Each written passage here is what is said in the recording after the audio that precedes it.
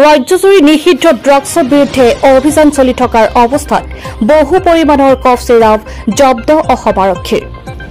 ধুবুৰী জিলাৰ চাপৰ আৰক্ষীৰ বৃহৎ সফলতা চাপৰ থানাৰ সন্মুখত ১৭ নং ৰাষ্ট্ৰীয় ঘাইপথৰ ওপৰত এক গোপন তথ্যৰ ভিত্তিত চাপৰ আৰক্ষীয়ে নাকা চেকিঙৰ জৰিয়তে বহুকেইটা কফ চিৰাপৰ বটলৰ সৈতে এজন সৰবৰাহকাৰীক আটক কৰিবলৈ সক্ষম হৈছে। নিষিদ্ধ নিচাজাতীয় কফ চিৰাপ কেইটা যাত্ৰীবাহী আল্ট্ৰা বাছৰ পৰা জব্দ কৰিবলৈ সক্ষম হৈছে।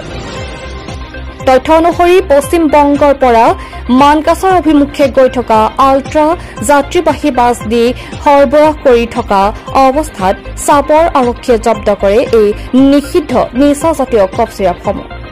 আল্ট্ৰা যাত্ৰীবাহী বাছখনৰ নম্বৰ AS01 RC 8425। জানিব পৰা মতে 243টা নিষিদ্ধ নিচা জাতীয় কফ চিৰাপ কেইটা পশ্চিম বংগৰ পৰা মানকাছাৰ অভিমুখে সৰবৰাহ কৰিব যাওঁতে আটক যুৱকজন।